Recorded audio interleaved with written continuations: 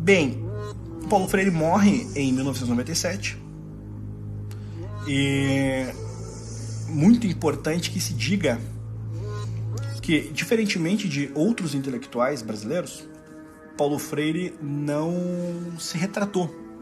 As posições que ele tinha politicamente, ele basicamente as manteve por inteiro. Nós vamos encontrar em ecos laterais algumas críticas ao stalinismo. Todavia, Paulo Freire morreu entendendo Che Guevara, por exemplo, como sinônimo de amor. Ele morreu entendendo que a Revolução Cultural Chinesa foi uma boa tentativa de aplicação pedagógica. E por que eu digo isso? Principalmente no exemplo de Cuba. Porque Paulo Freire tinha uma viagem marcada em 97 para revisitar Cuba. E a impressão que Paulo Freire tinha em 97, segundo seus próprios biógrafos de maior prestígio, por exemplo, o próprio Sérgio Haddad, Paulo Freire em 97 entendia Cuba como um país sem desigualdade, como um país com excelentes índices em educação, enfim. É claro que as experiências feitas pelos países comunistas simultaneamente desmentiam o discurso. O que eu não entendo é que, passado tanto tempo, esse discurso e essa personagem continue a mobilizar, a inspirar e se tenha transformado em um mito dentro da educação brasileira, um ser quase, uma divindade quase intocável. Não? Escrever contra Paulo Freire suscita iras cósmicas. A última obra escrita por Paulo Freire, ainda em vida, foi Pedagogia da Autonomia, que em um intervalo de menos de 10 anos já ultrapassava quase 700 mil cópias vendidas. Ele diz assim: não posso proibir que os oprimidos com quem trabalho numa favela votem em candidatos reacionários, mas tenho o dever de adverti-los do erro que cometem, da contradição em que se emaranham. Votar no político reacionário é ajudar a preservação do status quo. Sou professor a favor da luta constante contra qualquer forma de discriminação, contra a dominação econômica dos indivíduos ou das classes sociais. Sou professor contra a ordem capitalista vigente, que inventou esta aberração, a miséria na fartura. Ainda nesse tema de que o professor deve trabalhar a conscientização e deve ser o exemplo também dessa conscientização, Paulo Freire diz o seguinte: que podem pensar alunos sérios de um professor que, há 2 semestres, falava com quase ardor sobre a necessidade da luta pela autonomia das classes populares e hoje, dizendo que não mudou, faz o discurso pragmático contra os sonhos e pratica a transferência de saber do professor para o aluno? Vamos analisar.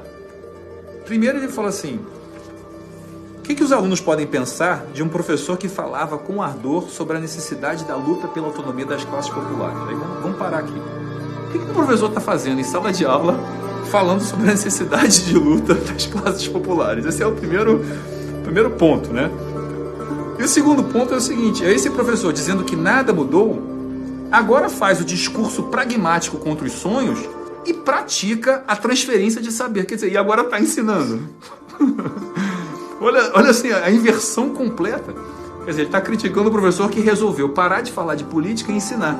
Se você for ler o Paulo Freire com atenção, né, esses pontos dele, né, de conscientização contra a ordem capitalista, de promoção de consciência revolucionária e tal, esses pontos são tão explícitos, são tão abertos, que você fica pensando assim, por que isso foi dito dessa maneira tão aberta?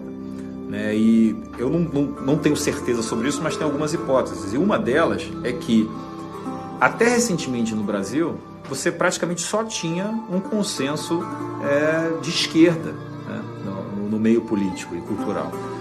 Então, com isso, muito do que o Paulo Freire fala, eu tenho a impressão de que ele não se via como um ideólogo fanático, como ele realmente é. Ele não se via assim, ele se via simplesmente como o bom senso. Existe a esquerda, que é o bom senso, e existe o resto, que é a malvadez neoliberal, como ele chama, né? Que são os capitalistas, que são os exploradores. capitalismo mata as pessoas, o capitalismo é a exploração, o capitalismo, né, provoca, vamos dizer, a miséria na fartura, como ele diz. Então, acho que essa é uma hipótese para explicar por que vamos dizer, essa ideologia tão explícita, misturada com o que deveria ser uma proposta pedagógica. Ele em nenhum momento escondeu o que ele pensava. Ele não foi alguém subjetivo em que você tinha que acessar camadas de sua personalidade para entender o que ele de fato pensa sobre as coisas. Não, ele foi explícito. E note, Fernando Gabeira, Ferreira Goulart e outros arrependeram-se daquilo que defenderam nas décadas, por exemplo, do período militar, em vários aspectos. E afirmavam que o período militar, vários revolucionários de esquerda queriam o quê? A ditadura do proletariado. Paulo Freire, diferentemente destes homens e de outros, ele em nenhum momento se retratou. Cabe a pergunta: como a pedagogia do oprimido é lida com tamanha apologia a criminosos e as pessoas passam por estes textos de uma maneira tão indiferente? Tão indiferente. Note, você pode até ter uma visão de que o Estado deve participar da educação, que o MEC é fundamental. Você pode ter uma visão à esquerda, você pode ter uma visão seja o que for. Agora, você passa impune a um homem que justificava a revolução, que chamava Che Guevara de sinônimo de amor, que justificou a revolução cultural chinesa. Você passa impune por isso? Impune?